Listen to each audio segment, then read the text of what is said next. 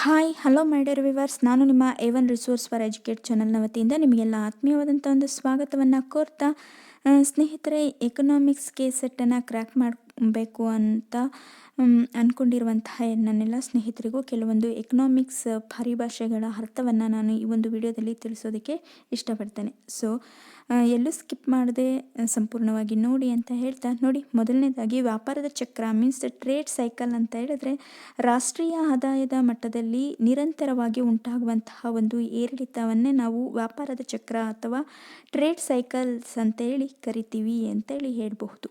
ಇನ್ನು ನೆಕ್ಸ್ಟ್ ನೋಡೋದಾದರೆ ಸೂಚ್ಯಂಕ ಮೀನ್ಸ್ ಇಂಡೆಕ್ಸ್. ಸೊ ಇಡೀ ಷೇರು ಮಾರುಕಟ್ಟೆಯ ಸ್ಥಿತಿಗತಿಗಳನ್ನು ಅಂಕಿಅಂಶಗಳ ಆಧಾರದ ಮೇಲೆ ಪ್ರತಿನಿಧಿಸುವಂತಹ ಒಂದು ಅಂಶವನ್ನು ನಾವು ಸೂಚ್ಯಂಕ ಅಥವಾ ಇಂಡೆಕ್ಸ್ ಅಂತೇಳಿ ಕರಿತೀವಿ. ಸೊ ಇಡೀ ಷೇರು ಮಾರುಕಟ್ಟೆ ಏನಿದೆ ಅವುಗಳ ಒಂದು ಸ್ಥಿತಿಗತಿಗಳು ಮತ್ತು ಅಂಕಿ ಮತ್ತು ಅಂಶಗಳ ಆಧಾರದ ಮೇಲೆ ಪ್ರತಿನಿಧಿಸುತ್ತೆ. ಸೊ ಈ ಯಾವುದು ಪ್ರತಿನಿಧಿಸುತ್ತೋ ಅದನ್ನು ನಾವೇನಂತ ಕರಿತೀವಿ, ಇಂಡೆಕ್ಸ್ ಅಂತೇಳಿ ಕರಿತೇವೆ. ಇನ್ನು ನೆಕ್ಸ್ಟ್ ನೋಡೋದಾದರೆ ಈಕ್ವಿಟಿ ಶೇರ್ಸ್ ಮೀನ್ಸ್ ಕಂಪನಿ ಮತ್ತು ಆ ಕಂಪನಿಯ ಷೇರುದಾರರು ಇಬ್ಬರೂ ಕೂಡ ಲಾಭ ಮತ್ತು ನಷ್ಟಗಳಿಗೆ ಸಮಾನವಾದಂತಹ ಒಂದು ಪಾಲುದಾರರಾಗಿರ್ತಾರೆ. ಸೊ ಇಬ್ಬರು ಅಂದರೆ ಕಂಪನಿ ಮತ್ತು ಕಂಪನಿಯ ಷೇರುದಾರರು ಇಬ್ಬರೂ ಕೂಡ ಒಂದು ಹೂಡಿಕೆಯನ್ನು ಮಾಡಿರ್ತಾರೆ ಅಂತ ಹೇಳಿದರೆ ಅದರಿಂದ ಬರುವಂತಹ ಲಾಭ ಅಥವಾ ನಷ್ಟ ಇವೆರಡಕ್ಕೂ ಕೂಡ ಇಬ್ಬರೂ ಕೂಡ ಸಮಾನವಾದಂತಹ ಒಂದು ಜವಾಬ್ದಾರಿಯನ್ನು ಹೊಂದ್ತಿರ್ತಾರೆ. ಸೊ ಇಂತಹದ್ದನ್ನು ನಾವು ಏನಂತ ಕರಿತೀವಿ, ಈಕ್ವಿಟಿ ಶೇರ್ ಅಂತೇಳಿ ಹೇಳ್ತೀವಿ. ಇನ್ನು ಡಿವೈಡೆಂಟ್ ಅಂತ ಹೇಳೋದಾದರೆ ಕಂಪನಿಯು ತಾನು ಪಡೆದುಕೊಂಡಿರ್ತಕ್ಕಂತಹ ಲಾಭವನ್ನು ತನ್ನ ಹೂಡಿಕೆದಾರರ ನಡುವೆ ಸಮನಾಗಿ ಹಂಚೋದನ್ನು ಏನಂತ ಕರಿತೀವಿ, ಡಿವೈಡೆಂಟ್ ಅಂತ ಹೇಳಿ ಕರಿತೀವಿ. ಸೊ ನೋಡಿ ಹೇಗಿದೆ ಅಂತೇಳಿ, ಈಕ್ವಿಟಿ ಶೇರ್ ಅಂತ ಹೇಳಿದರೆ ಲಾಭ ಮತ್ತು ನಷ್ಟಗಳಿಗೆ ಎರಡಕ್ಕೂ ಕೂಡ ಕಂಪನಿ ಮತ್ತು ಷೇರುದಾರರು ಇವೆರಡರ ನಡುವೆ ಸಮಾನವಾದಂತಹ ಒಂದು ಸಹಭಾಗಿತ್ವ ಮತ್ತು ಜವಾಬ್ದಾರಿಗಳಿರುತ್ತವೆ ಬರುವಂತಹ ಲಾಭ ಮತ್ತು ನಷ್ಟಗಳಲ್ಲಿ. ಅದೇ ರೀತಿಯಾಗಿ ಡಿವಿಡೆಂಟ್ ಅಂತ ಹೇಳೋದಾದರೆ ಕಂಪನಿ ತಾನು ಪಡೆದುಕೊಂಡಿರ್ತಕ್ಕಂತಹ ಲಾಭಗಳನ್ನು ತನ್ನ ಹೂಡಿಕೆದಾರರಿಗೆ ಹಂಚೋದನ್ನೇ ಅಂದರೆ ಸಮನಾಗಿ ಹಂಚೋದನ್ನೇ ಏನಂತ ಕರಿತೀವಿ, ಡಿವಿಡೆಂಟ್ ಅಂತೇಳಿ ಕರಿತೀವಿ. ಸೊ ಇನ್ನು ಬೋನಸ್ ಶೇರ್ಸ್ ಅಂತ ಅಂದರೆ ಬೋನಸ್ ಷೇರುಗಳು ಅಂತೇಳಿದರೆ ಕಂಪನಿಯು ತನ್ನ ಷೇರುದಾರರಿಗೆ ಉಚಿತವಾಗಿ ಹೆಚ್ಚುವರಿ ಷೇರುಗಳನ್ನು ನೀಡೋದಾಗಿರುತ್ತೆ. ನೋಡಿ, ಬೋನಸ್ಸನ್ನು ಅಂದರೆ ಫ್ಯಾಕ್ಟ್ರಿ ವರ್ಕರ್ಸಿಗೆಲ್ಲ ಬೋನಸ್ ಕೊಡಬೇಕು, ಬೋನಸ್ ಅಂತ ಹೇಳ್ತಾರಲ್ವ. ಸೊ ಅದನ್ನು ನೆನ್ಪಿಟ್ಕೊಳ್ಳಿ ಸಾಕು. ಅಂದರೆ ಕಂಪನಿಯು ತನ್ನ ಷೇರುದಾರರಿಗೆ ಉಚಿತವಾಗಿ ಹೆಚ್ಚುವರಿ ಷೇರುಗಳನ್ನು ನೀಡುತ್ತೆ ಅಂತ, ಹೆಚ್ಚುವರಿ ಅಮೌಂಟನ್ನು ನೀಡುತ್ತೆ ಅಂತ. ಸೊ ಇನ್ನು ಬಂಡವಾಳ ಮಾರುಕಟ್ಟೆ, ಸೊ ಕ್ಯಾಪಿಟಲ್ ಮಾರ್ಕೆಟ್ ಅಂತ ಹೇಳೋದಾದರೆ ದೀರ್ಘ ಕಾಲಾವಧಿಯ ಹಣದ ಹೂಡಿಕೆಯ ಮಾರುಕಟ್ಟೆಗೆ ಬಂಡವಾಳ ಮಾರುಕಟ್ಟೆ ಅಂತ ಹೇಳಿ ಕರಿತೀವಿ. ಸೊ ಇದು ಲಾಂಗ್ ಟರ್ಮ್ ಆಗಿರುತ್ತೆ ಅಂತ ಹೇಳಬಹುದು. ಇನ್ನು ಹಣದ ಅಪಮೌಲ್ಯ ಮೀನ್ಸ್ ಡಿವ್ಯಾಲ್ಯೂಯೇಷನ್ ಆಫ್ ಮನಿ ಅಂತ. ಹಣದ ಕೊಳ್ಳುವ ಶಕ್ತಿ ಕಡಿಮೆಯಾಗಿ ಡಾಲರ್ ಮುಂದೆ ಕುಸಿಯುತ್ತಾ ಹೋದರೆ ಅಥವಾ GDP ದರಕ್ಕಿಂತ ಹಣದ ಸರಬರಾಜು ಹೆಚ್ಚಾದರೆ ಅದೇ ಹಣದ ಅಪಮೌಲ್ಯ ಅಂತ ಹೇಳಬಹುದು.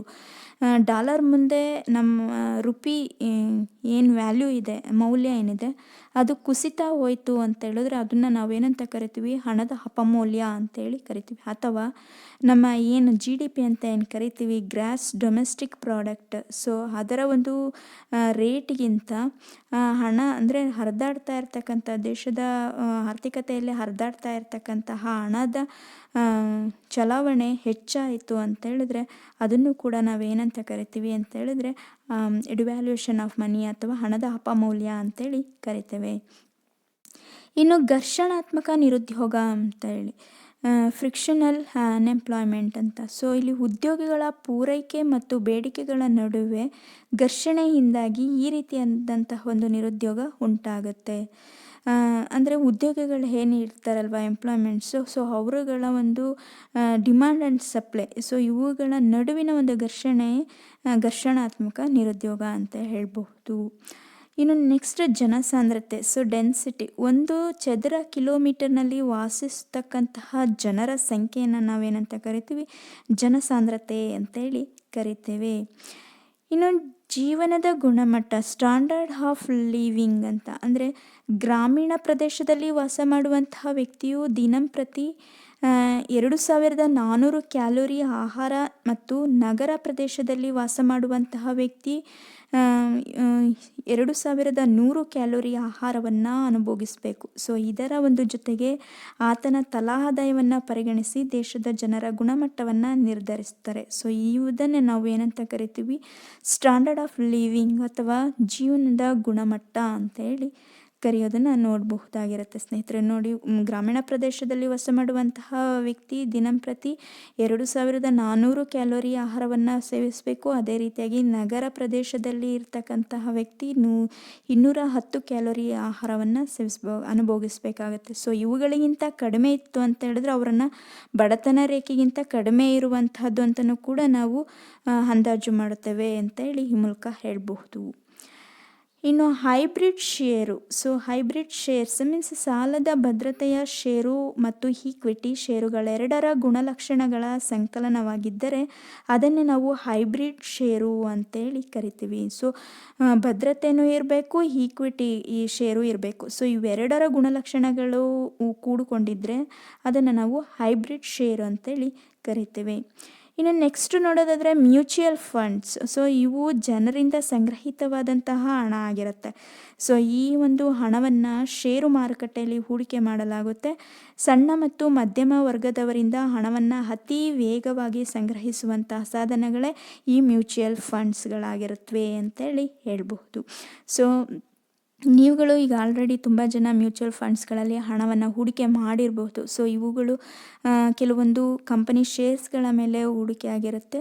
ಸೊ ಇವುಗಳಿಂದಾಗಿ ಏನಪ್ಪ ಅಂತೇಳಿದರೆ ಮಾರುಕಟ್ಟೆಯಲ್ಲಿ ಹೂಡಿಕೆ ಮಾಡಲಾಗಬಹುದಾದಂತಹ ಹಣ ನಾವು ಹೂಡಿಕೆ ಮಾಡ್ತೀವಿ ಸರಿ, ಬಟ್ ಆದರೆ ಅದನ್ನು ಸಂಗ್ರಹಿಸ್ಕೊಳ್ಳುತ್ತೆ ಅಲ್ವಾ ಬ್ಯಾಂಕು. ಹಾಗಾಗಿ ಇದನ್ನು ಏನಂತ ಕರಿತೀವಿ ಅಂತ ಹೇಳಿದ್ರೆ ಹಣವನ್ನು ಸಂಗ್ರಹಿಸುವಂಥ ಸಾಧನ ಅಂತಲೂ ಕೂಡ ಕರೆಯಲಾಗುತ್ತೆ. ಫಿಲಿಪ್ಸ್ ರೇಖೆ. So Philips curve. ಸೊ ಶೇಕಡಾವಾರು ಕೂಲಿಯ ಹಣದಲ್ಲಾದಂತಹ ಬದಲಾವಣೆಯಿಂದಾಗಿ ನಿರುದ್ಯೋಗದ ಮಟ್ಟದಲ್ಲಿಯೂ ಬದಲಾವಣೆಯುಂಟಾದರೆ ಅಂತಹದ್ದನ್ನು ನಾವೇನಂತ ಅಂದರೆ ಇವೆರಡರ ನಡುವಿನ ನೇರ ಸಂಬಂಧವನ್ನು ನಾವೇನಂತ ಕರಿತೀವಿ, ಫಿಲಿಪ್ಸ್ ರೇಖೆ ಅಂತ ಕರಿತೀವಿ. ಇವೆರಡರ ನಡುವಿನ ಸಂಬಂಧವನ್ನು ತೋರಿಸುವಂತಹ ರೇಖೆನೇ ಫಿಲಿಪ್ಸ್ ರೇಖೆ. ಕೂಲಿಯ ಹಣದಲ್ಲಿ ಆಗುವಂಥ ಬದಲಾವಣೆ ಮತ್ತು ನಿರುದ್ಯೋಗದ ಮಟ್ಟದಲ್ಲಿ ಆಗುವಂತಹ ಬದಲಾವಣೆಯ ನಡುವಿನ ಒಂದು ಸಂಬಂಧವನ್ನು ತೋರಿಸುವಂತಹ ರೇಖೆ ಫಿಲಿಪ್ಸ್ ರೇಖೆ ಆಗಿರುತ್ತೆ.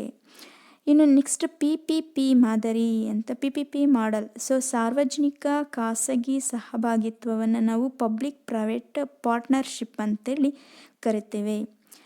ಬೂಟ್ ವ್ಯವಸ್ಥೆ. ಸೊ ನೋಡಿ, ಬೂಟ್ ಸಿಸ್ಟಮ್ ಅಂತ ಹೇಳಿದ್ರೆ ನಿರ್ಮಿಸು, ಒಡೆತನ ಹೊಂದು, ನಿರ್ವಹಿಸು ಮತ್ತು ವರ್ಗಾಯಿಸು ಅಂತ ಮೂಲಭೂತ ಸೌಲಭ್ಯಗಳನ್ನು ಒದಗಿಸಲು ಈ ಕಾರ್ಯಕ್ರಮವನ್ನು ಕೈಗೊಳ್ಳಲಾಗುತ್ತೆ. ನೋಡಿ, ಫಸ್ಟು ನಿರ್ಮಿಸಬೇಕಾಗುತ್ತೆ, ಆನಂತರ ಒಡೆತನವನ್ನು ಸಾಧಿಸಬೇಕಾಗುತ್ತೆ, ನೆಕ್ಸ್ಟ್ ನಿರ್ವಹಿಸಬೇಕಾಗುತ್ತೆ, ಆನಂತರದಲ್ಲಿ ಅಲೋಕೇಶನ್ ಮಾಡಬೇಕಾಗುತ್ತೆ. ಸೊ ಹಾಗಾಗಿ ಇಲ್ಲಿ ಬೂಟ್ ಸಿಸ್ಟಮ್ ಅಂತ ಹೇಳಿ ನಾವು ಇದನ್ನು ಕರಿಬಹುದು. ನೆಕ್ಸ್ಟು ರಚನಾತ್ಮಕ ಹಣದುಬ್ಬರ ಮೀನ್ಸ್ ಸ್ಟ್ರಕ್ಚರಲ್ ಇನ್ಫ್ಲೇಷನ್ ಅಂತ ಹೇಳಿ ಅಸಮರ್ಥ ಮಾರುಕಟ್ಟೆ ಮತ್ತು ಅಸಮರ್ಪಕ ವಿತರಣಾ ವ್ಯವಸ್ಥೆಯಿಂದಾಗಿ ಬೇಡಿಕೆ ಹೆಚ್ಚಾಗಿ ಉಂಟಾಗುವಂತಹ ಹಣದುಬ್ಬರವನ್ನೇ ನಾವೇನಂತ ಕರಿತೀವಿ, ರಚನಾತ್ಮಕ ಹಣದುಬ್ಬರ ಅಂತ ಹೇಳಿ ಕರಿತೇವೆ.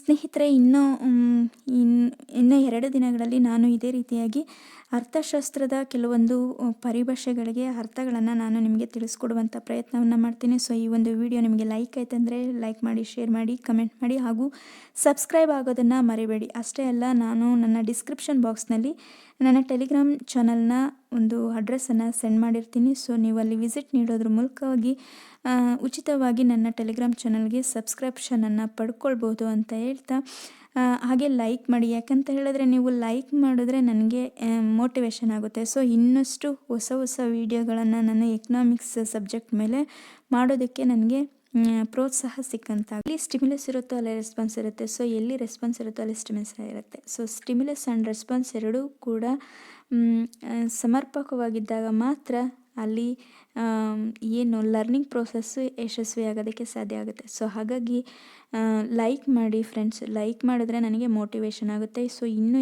ಹೆಚ್ಚಿನ ವಿಡಿಯೋಗಳನ್ನು ನಾನು ಮಾಡಿ ನಿಮಗೆ ತಲುಪಿಸ್ತೇನೆ.